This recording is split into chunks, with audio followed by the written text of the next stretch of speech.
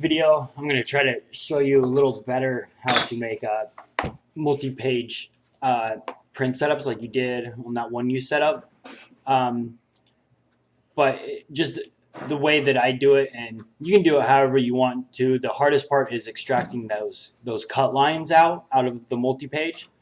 I run into this issue, especially like on this one that we're about to do, where it's 14 versions. So that'd be, however many labels we can fit. So let's just say 25 on a page, and times 14. That can be a relatively large file. And even if this particular one isn't, you will run across ones that are unbelievably large files that will take 3 to 5 minutes to save, and it's really time consuming. So I'm just going to show you how I get around that. And this whole process was developed maybe 5 days before we got the word that we're going to be showing each other and swapping jobs basically.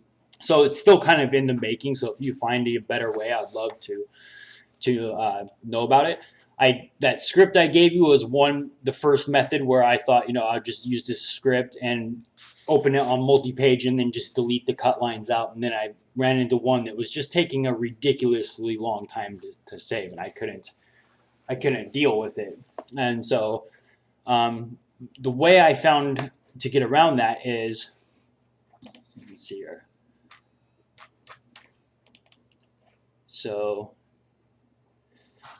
this one has 14 versions. This one has 14 versions in it. So the first thing I'm going to do is, just like anything else, open it in position.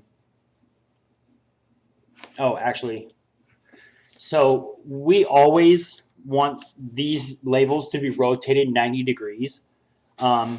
This one in particular, and I do that by hitting Control-Shift-.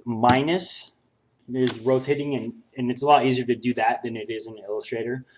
And so, and I just set them all up like this because when we come across machine applied ones, they have to be like this. And there's a specific way machine applied labels have to come off the roll, and it's called an unwind chart. If you Google unwind chart, you'll see what I'm talking about. And it's all there in the order details. It'll say, if this is machine, or I'll show you right here. It'll tell you if it's the application method, if it's by hand, or it will say machine right here. If it's machine applied, and it'll have an unwind method number 3. And if you, Google unwind chart,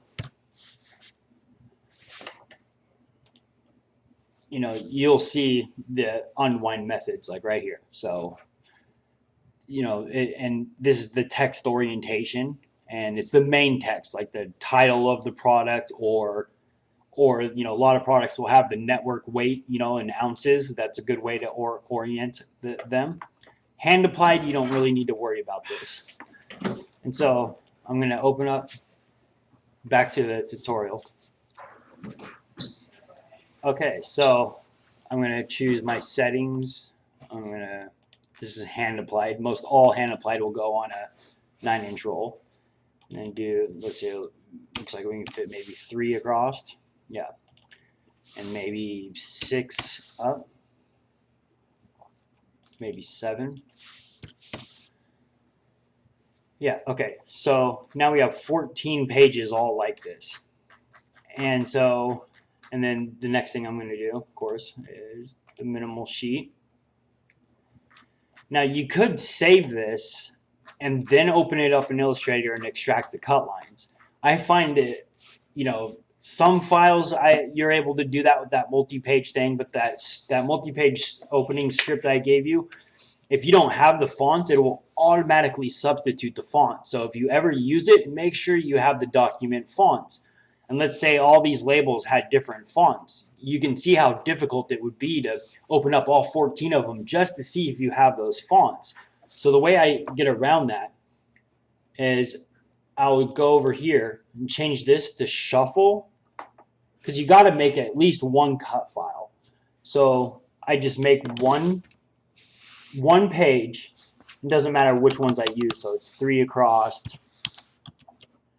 and it's 7 down. 1, 2, 3, 4, 5, 6, 7. Okay. So now I'm going to save this.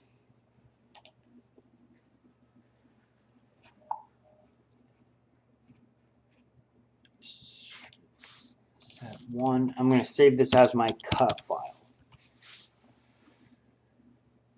Okay. And then, of course, you got to go in here and remove all the artwork from this cut file.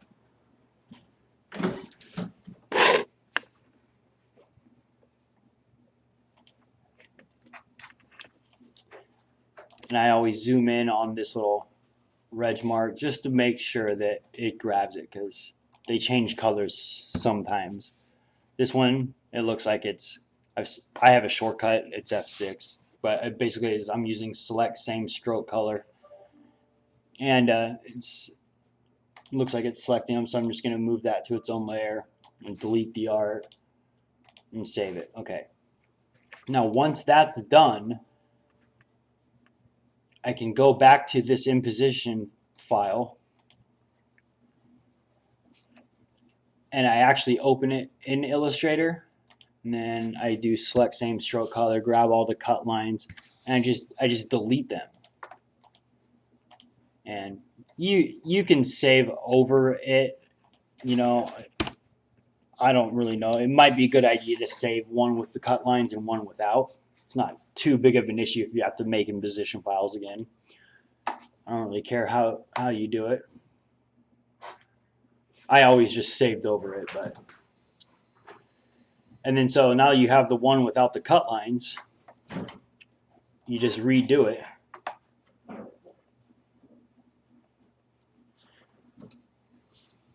Hold on, I forgot to rotate it.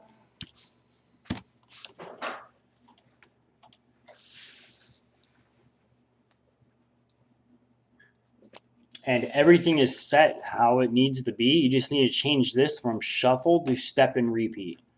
And you don't have to wait for all this to generate. You can just hit generate. You don't have to wait on the previews. There we go. And now we have all 14 pages with no cut lines on them.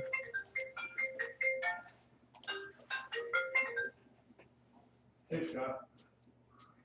I'm good. Yourself?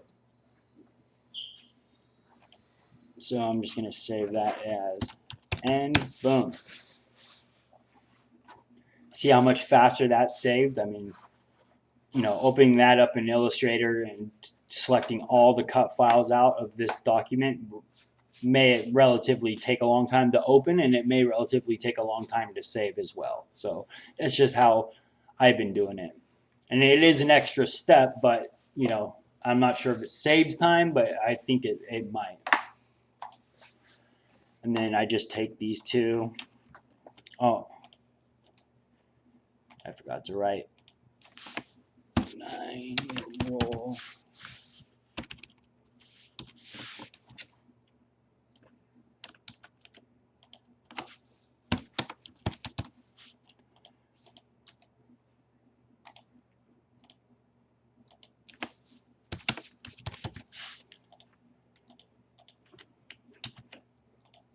And just make a new folder, setups 9. There you go. Hope this helps.